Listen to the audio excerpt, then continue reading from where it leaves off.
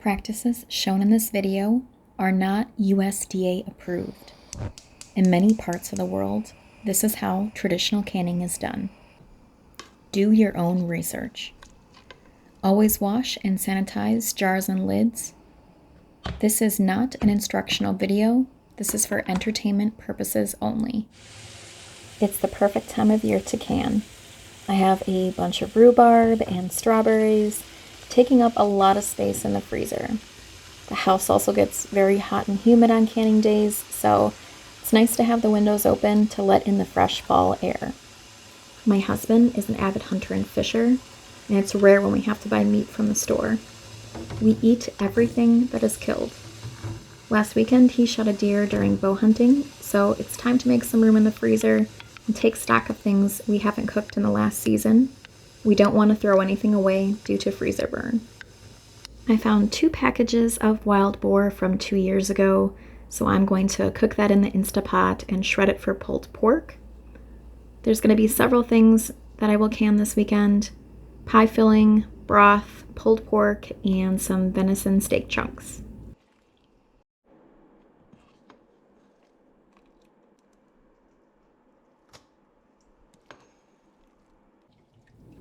I reuse jars and lids, so everything is getting a good scrubbing.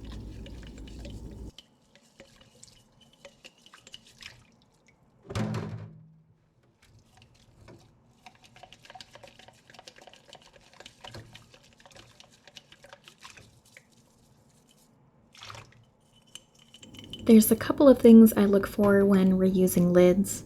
You want to make sure that the lid still pops and that the wax seal is not cracked or damaged in any way.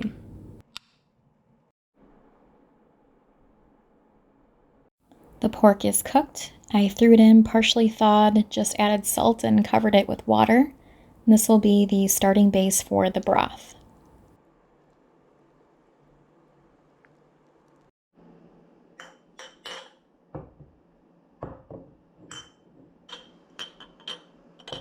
The clean jars are ready to be filled.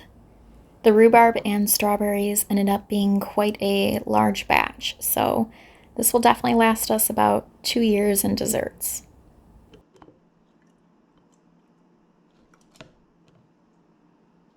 Like almost everything you can, I'm leaving about an inch headspace.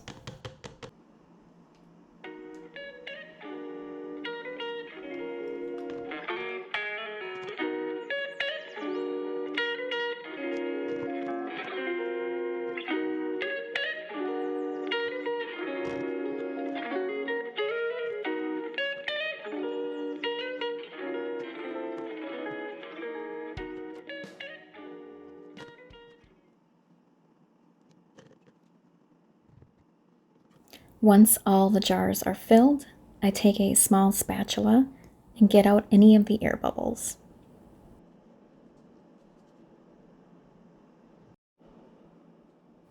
I then wipe down all of the rims to ensure that there is a proper seal. I usually take a washcloth with a little bit of water and a little bit of vinegar.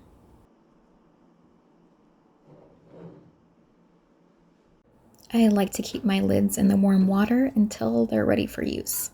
It's just so the wax is ready to take on its new jar.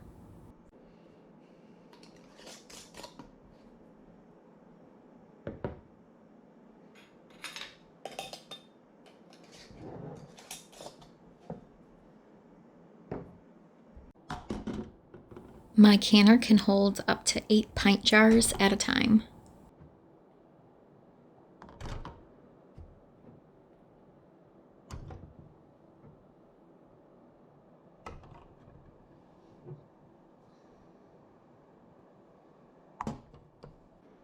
The rule of thumb is hot food goes into hot jars and warm water. Cold food goes into cold jars and cold water. It's time to turn the heat up and wait for this to come to a boil. While I wait for the filling to process, I'm going to take out the pork and get started on the broth.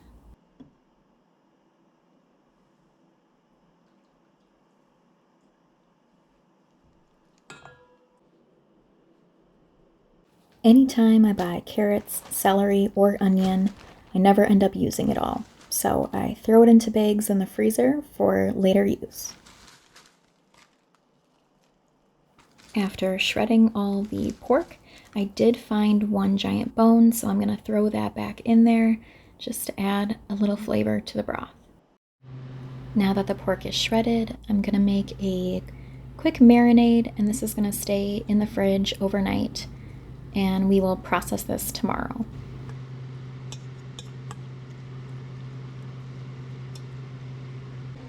The water has started to boil, so we are now going to start our timer, process for 30 minutes. I ended up doing 2 batches of 8 pint jars to use up the rest of the filling. It is now getting late, so these will rest overnight and we will check them in the morning for a proper seal.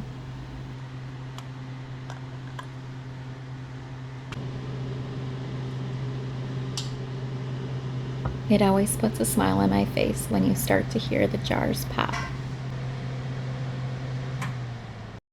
It's day 2 of canning, and we're going to be doing steaks, broth, and pork today.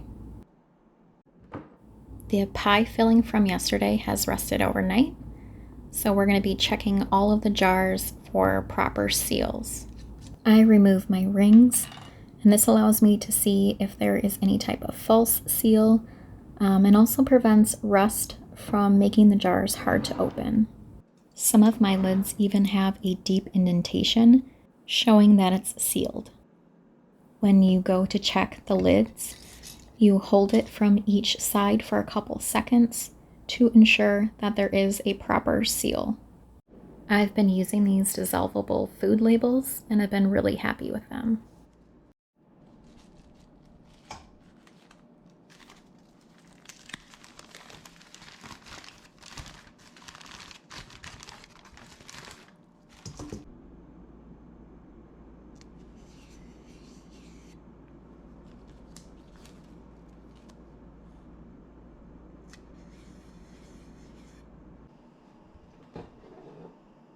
I let the broth sit overnight, and now it's time to strain out any of the pieces. You don't have to remove the vegetables, but for more versatility for other recipes, I choose to remove them. I usually reuse grocery store jars for my broth. Just like if you were reusing any other jars and lids, always wash and sanitize.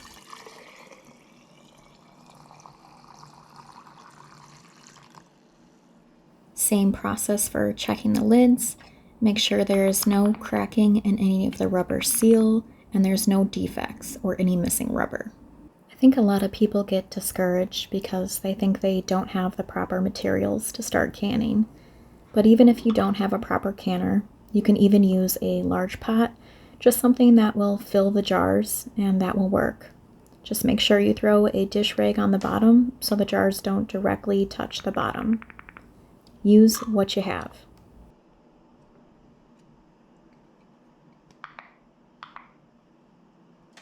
If you are reusing pickle jars, or I think I have a Prego container in there, make sure that when you put on the lid that it is on tight. The shredded boar has been in the fridge overnight in its marinade, and these juices will continue to flavor the meat as this is canned.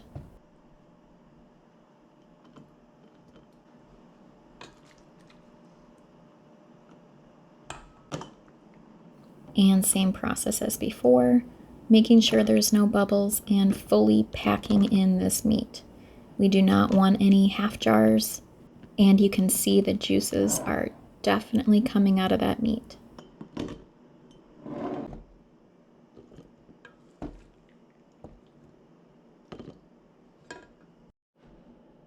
With fully packing everything in, this only ended up being 2 jars.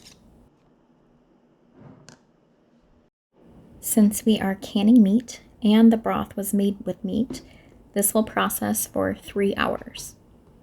The steaks are still thawing, so I don't want to waste space in my canner. I filled a couple jars with water. Canning water sterilizes it, and it can be used for emergencies, for cleaning wounds, or even rehydrating foods. The timer starts when the water is at a rolling boil. Pour a cup of coffee. You've got some time to kill. I'm going to think up some new recipes. The venison is now fully thawed, so I'm cubing up the steaks.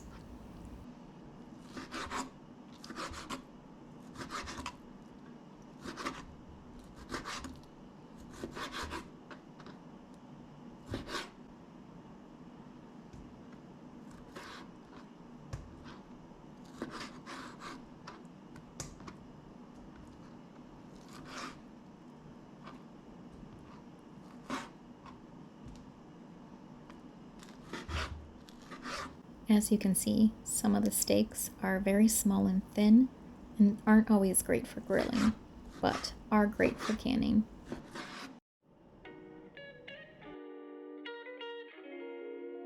This process could not be easier. It requires no pre-cooking and no seasoning.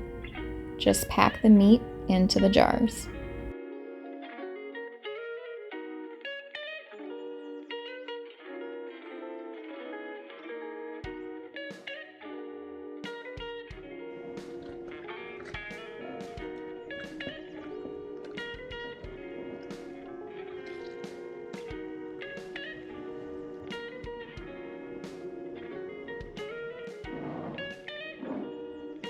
Wipe down the rims as normal.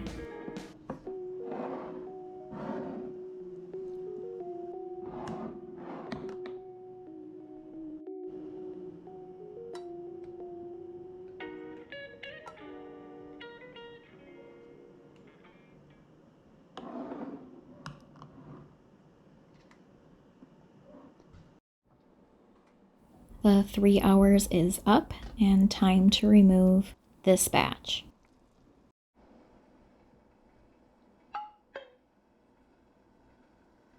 And the lids are already popping.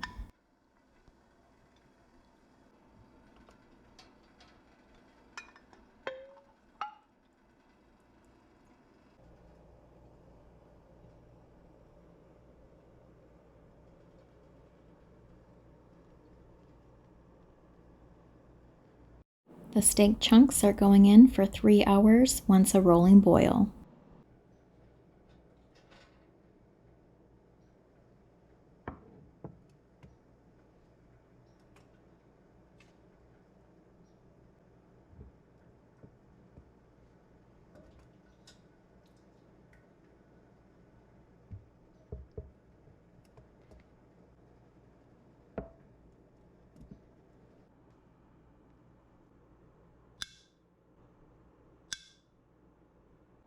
What a successful weekend.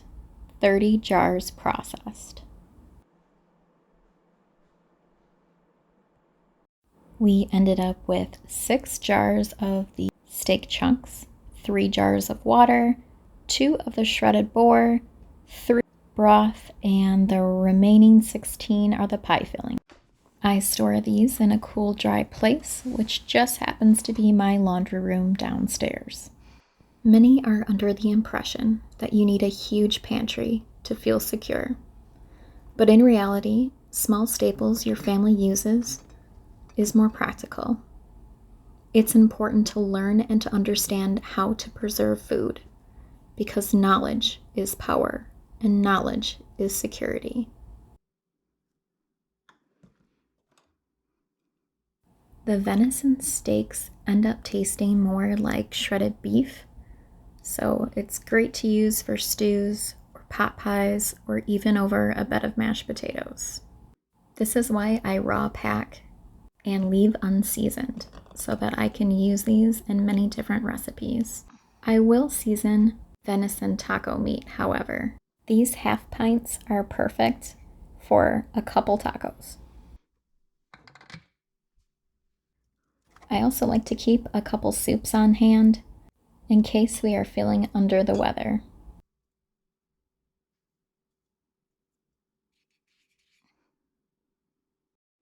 All the jars have been added. I have my broths right here, the 2 steaks I couldn't fit in the other area, and then everything behind here is all the pie filling. And added the water on the bottom shelf. I keep a box of all of the jars that are currently not in use, and I put my rings in a bag. This is my simple setup. My husband just got back with the processed deer, and now it's time to put it all in the freezer. I like to rotate all of the old stuff to the front so that it's used first.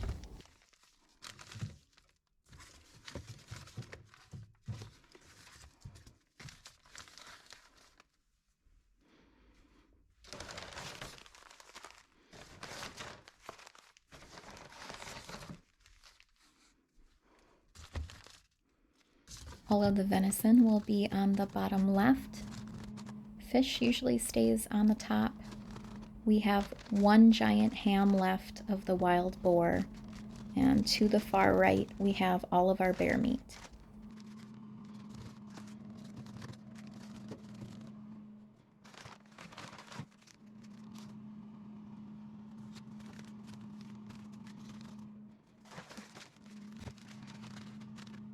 The rest of the meat I will ground myself.